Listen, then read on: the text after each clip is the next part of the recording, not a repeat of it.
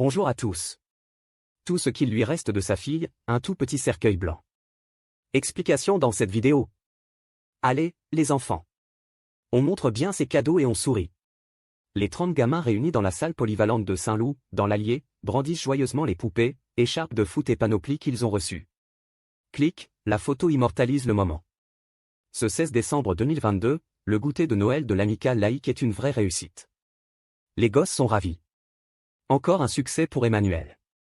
Cette jolie brune de 38 ans a toujours de bonnes idées et l'énergie qu'il faut pour les mettre en œuvre. Depuis son arrivée, en 2017, la commune de 600 habitants a trouvé un nouveau souffle. Avec son compagnon, Jordan, Emmanuel a acheté la grande maison située à l'entrée du bourg, le long la nationale 7. Une bâtisse inhabitée depuis le décès du propriétaire, qui était âgé. D'un coup, volets et fenêtres se sont rouverts, un camion de déménagement a manœuvré pour franchir le grand portail noir en fer et les gens ont découvert les nouveaux venus.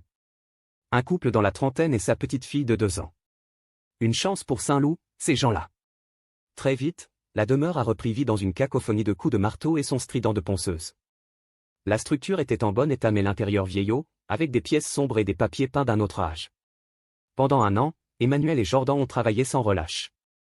Ils ont abattu des cloisons pour créer une grande pièce à vivre au rez-de-chaussée avec cuisine ouverte, rénover les 3 chambres à l'étage, moderniser la salle de bain. Le père de famille a installé dans le jardin une piscine hors sol, une balançoire, un toboggan, et les voisins ont pu voir Lilou. Petite princesse aux cheveux bruns, grandir et s'ébattre dans cet environnement fait pour la joie de vivre. La gamine est inscrite à l'école communale des Petits Loups, juste de l'autre côté de la nationale. Le papa, un beau gosse au look de motard avec sa barbe et ses tatouages, est mécanicien dans un garage. On entend sa moto pétarader le matin quand il part au boulot. Le week-end, sur sa Kawasaki vert et noir qu'il bichonne, il s'offre des virées avec des potes bikers, juste pour le plaisir de rouler. C'est un type cool, très sympa. Avec Emmanuel, ils forment un joli couple. Elle a mis de côté son travail de vendeuse depuis la naissance de sa fille, pour se consacrer à sa petite famille. On la voit s'occuper de sa maison, emmener Lilou en classe, aller la chercher le soir, l'accompagner à ses activités.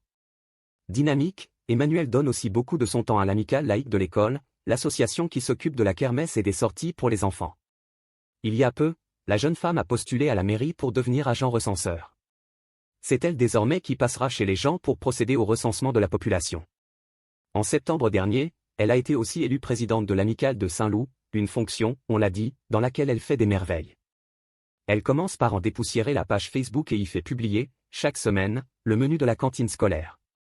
C'est tout bête, mais ainsi les parents savent ce que mangent leurs enfants et évitent de leur servir la même chose le soir. Les mamans sont très contentes. Le 16 décembre, Emmanuel organise le goûter de Noël, avec distribution de friandises et de cadeaux. Une réussite immortalisée, on l'a vu, par une photo souvenir. En 5 ans, elle est devenue partie prenante de la vie locale, et l'on se dit, en la voyant, qu'elle a de la chance. Une petite fille adorable, un mari charmant, une jolie maison. C'est une vie parfaite. Trop parfaite ? Début 2023, nul ne remarque les petits signaux d'alerte.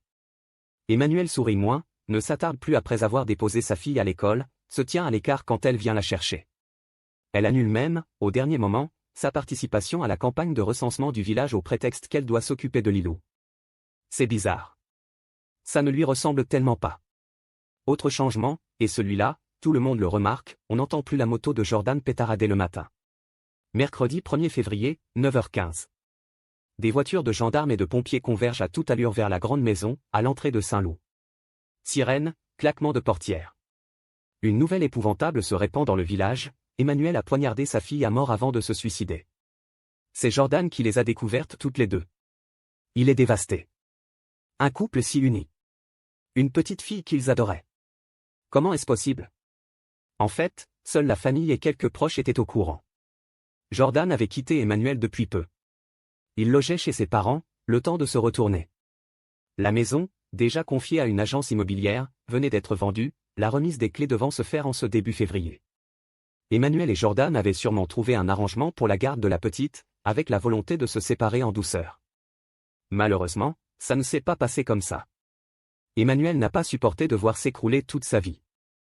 Anéantie, incapable de continuer, elle a préféré tuer sa fille adorée à coups de couteau, comme on la sert la photo d'un bonheur enfui. Puis elle a voulu se suicider, en effet. Mais elle s'est ratée. Brûlée aux mains et à la tête, elle a été conduite à l'hôpital de Moulins puis à Vichy, dans une unité psychiatrique. Emmanuelle, qui n'a pas encore pu être entendue, devrait bientôt être mise en examen pour infanticide, mais elle demeure présumée innocente. Lilou a été enterrée dans la plus stricte intimité d'un cimetière de l'Allier. Il n'y a pas eu de cérémonie religieuse ni d'oraison funèbre. Juste une tombe ouverte, un petit cercueil blanc et un papa muet de douleur. Une musique douce s'élevait dans le silence ponctué de sanglots. Jordan, foudroyé de chagrin, n'arrivait pas à lâcher le cercueil de sa fille. Ses jambes ont fléchi, il a fallu le soutenir pendant que son enfant descendait dans le caveau et qu'on fermait la tombe, sous les couronnes de fleurs et les plaques funéraires. Les proches se sont ensuite dispersés en silence, tête basse, épaules voûtées. Le malheur n'a pas de voix. On vient de porter en terre une petite fille de 7 ans et demi. Son père ne s'en remettra jamais. On lui a arraché le cœur. Tout Saint-Loup est aujourd'hui en deuil. Cette famille était arrivée au village comme un rayon de soleil. Sa maison, à l'entrée du bourg, sous scellé, est à nouveau fermée, les volets clos. Sans doute pour longtemps. Merci d'avoir regardé et si vous avez aimé cette vidéo, n'hésitez pas à la partager avec vos amis et à vous abonner à notre chaîne pour ne manquer aucune de nos futures vidéos.